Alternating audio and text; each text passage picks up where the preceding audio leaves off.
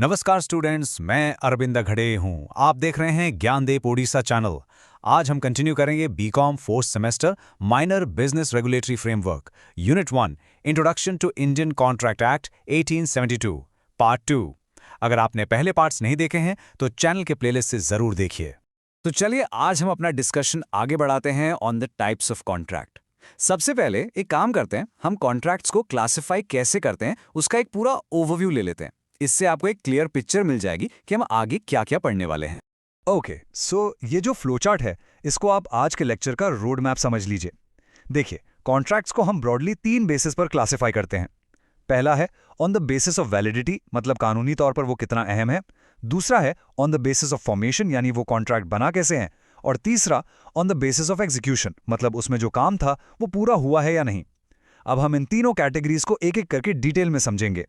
तो हमारा पहला क्लासिफिकेशन है on the basis of validity.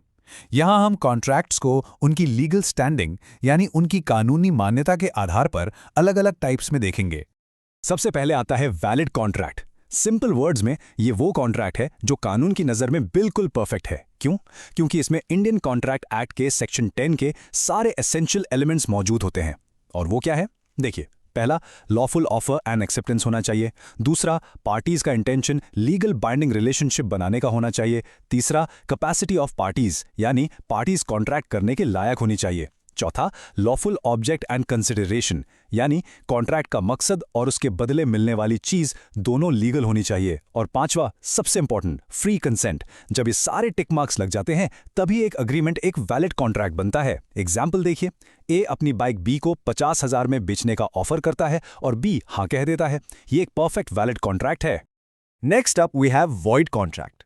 अब इसको ध्यान से समझिए।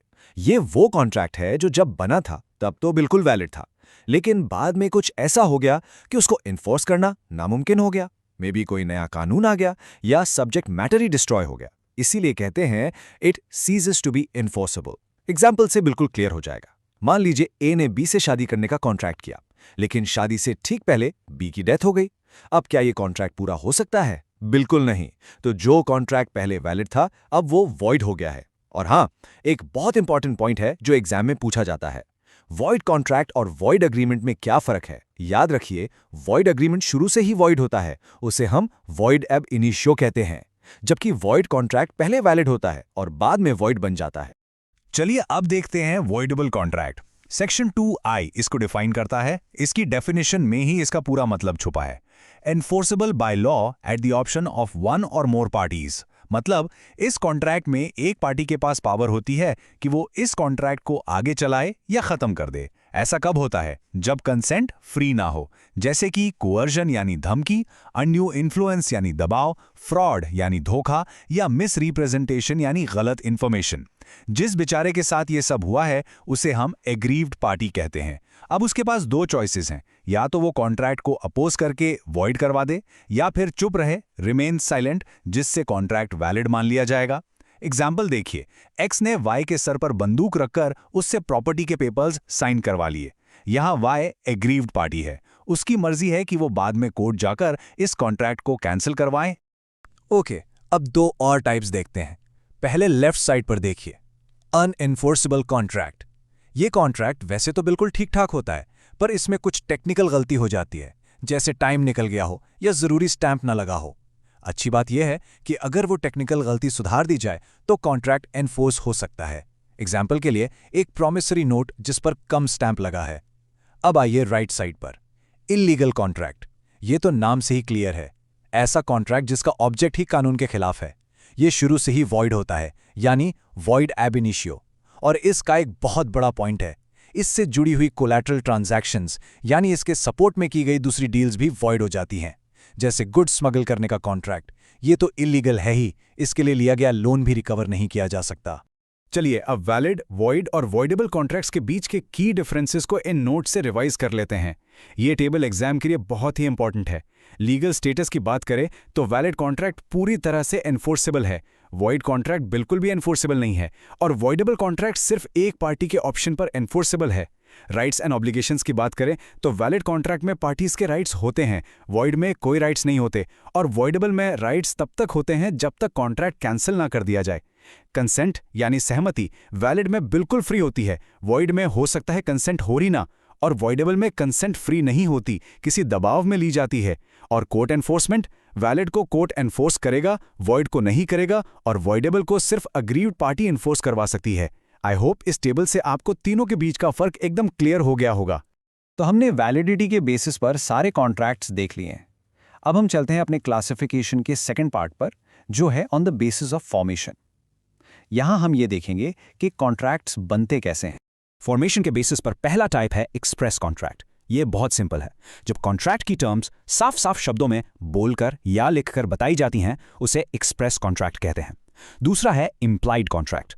यहां शब्दों का कोई काम नहीं, ये कॉन्ट्रैक्ट पार्टीज के एक्ट और कंडक्ट यानी उनके काम और बर्ताव से बनता है। इस डायग्राम को देखिए, ये परफेक्ट एग्जाम्पल है। एक्स एक कूली है, उसने वाई जो एक पैसेंजर है का सामान उठा लिया और वाई ने उसे रोका नहीं। अब वाई ने कुछ बोला तो नहीं, पर उसके कंडक्ट से कानून ये मान लेगा कि उसने कूली को पैसे देने का एक इम्प्लाइड एग्रीमेंट कर लिया है। अब आते हैं तीसरे टाइप पर, क्वाजी कॉन्ट्रैक्ट। ये एक बहुत ही स्पेशल केस है। यहां पार्टीज आपस में कोई एग्रीमेंट नहीं करती, बल्कि लॉ यानी कानून उन पर एक कॉन्ट्रैक्चुअल ऑब्लिगेशन डाल देता है। इसलिए कहते हैं no contract in fact but one in the contemplation of law. हकीकत में कॉन्ट्रैक्ट नहीं है, पर कानून की नजर में है। ये अनजस्ट एनरिचमेंट के प्रिंसिपल पर चलता है। इसका सीधा सा मतलब है कि कोई भी इंसान किसी दूसरे के नुकसान पर गलत तरीके से फायदा नहीं उठा सकता। एग्जाम्पल देखिए, ए गलती से अपना पिज्जा बी के घर छोड़ देता है और बी उस पिज्जा को खा लेता है। अब भले ही उनके बीच कोई डील नहीं हुई थी, कानून कहता है कि बी को ए को उस पिज्जा के पैसे देने पड़ेंगे। अब एक बार शॉर्ट में रिवाइज कर लेते हैं। हमने on the basis of formation 3 तरह के कॉन्ट्रैक्ट्स पढ़े हैं। पहला एक्सप्रेस कॉन्ट्रैक्ट जो बनता है वर्ड्स से, दूसरा इम्प्लाइड कॉन्ट्रैक्ट जो बनता है एक्ट या कंडक्ट से, और तीसरा क्वाजी कॉन्ट्रैक्ट जो क्रिएटेड बाय लॉ होता है। इन कीवर्ड्स को जरूर याद रखिएगा। चलिए अब हम अपने फाइनल क्लासिफिकेशन पर आते हैं, which is on the basis of execution. यहां हम ये देखते हैं कि कॉन्ट्रैक्ट में जो प्रोमिसेस किए गए थे वो पूरे हुए हैं या नहीं। एग्जीक्यूशन के बेसिस पर पहला टाइप है एग्जीक्यूटेड कॉन्ट्रैक्ट। इसका मतलब है एक ऐसा कॉन्ट्रैक्ट जहां दोनों ही पार्टीज ने अपना अपना काम, अपनी अपनी ऑब्लिगेशन पूरी कर दी है। इसका स्टेटस है कंप्लीटेड, काम खत्म। फॉर एग्जाम्पल, आप एक दुकान पर जाते हैं, चॉकलेट के लिए कैश देते हैं और दुकान वाला आपको चॉकलेट दे देता है। आपने पैसे दिए, उसने चॉकलेट दी, दोनों तरफ से परफॉर्मेंस पूरा हो गया। ये एक एग्जीक्यूटेड कॉन्ट्रैक्ट है। अब दूसरा टाइप है एग्जीक्यूटरी कॉन्ट्रैक्ट। बिल्कुल उल्टा। यहां कॉन्ट्रैक्ट में दोनों पार्टीज को या किसी एक पार्टी को अभी अपनी ऑब्लिगेशन पूरी करनी बाकी है, काम अभी पेंडिंग है। इसके 2 सब टाइप्स हैं। पहला यूनिलैटरल कॉन्ट्रैक्ट यानी वन साइडेड। यहां एक पार्टी ने तो अपना काम कर दिया, पर दूसरी पार्टी को अभी करना बाकी है। जैसे ए ने अपने खोए हुए कुत्ते को ढूंढने वाले को इनाम देने का ऐलान किया, बी ने कुत्ते को ढूंढ कर ला दिया। अब बी ने अपना काम कर दिया, सिर्फ ए का काम यानी इनाम देना बाकी है। दूसरा है बायलैटरल कॉन्ट्रैक्ट। ये 2 साइडेड होता है। यहां दोनों ही पार्टीज की ऑब्लिगेशंस फ्यूचर में पूरी होनी है। जैसे ए ने बी का घर अगले महीने पेंट करने का प्रॉमिस किया और बी ने उसके बाद पैसे देने का प्रॉमिस किया। दोनों का ही काम अभी पेंडिंग है। तो on the basis of execution हमने 2 टाइप्स देखे। आइए जल्दी से रिवाइज करें। पहला है एग्जीक्यूटेड कॉन्ट्रैक्ट जहां परफॉर्मेंस कंप्लीटेड है, दोनों ने अपना काम कर दिया। और दूसरा है एग्जीक्यूटरी कॉन्ट्रैक्ट जहां परफॉर्मेंस पेंडिंग है, जिसके 2 टाइप्स हैं, यूनिलैटरल और बायलैटरल। Simple right? तो आखिरकार हमने कॉन्ट्रैक्ट्स के सारे अलग अलग क्लासिफिकेशंस को डिटेल में समझ लिया है। अब एक फाइनल रिवीजन के लिए इस पूरे टॉपिक का एक क्विक समरी देखते हैं। यह स्लाइड आपके एग्जाम के लिए एक 1 पेज समरी नोट की तरह है।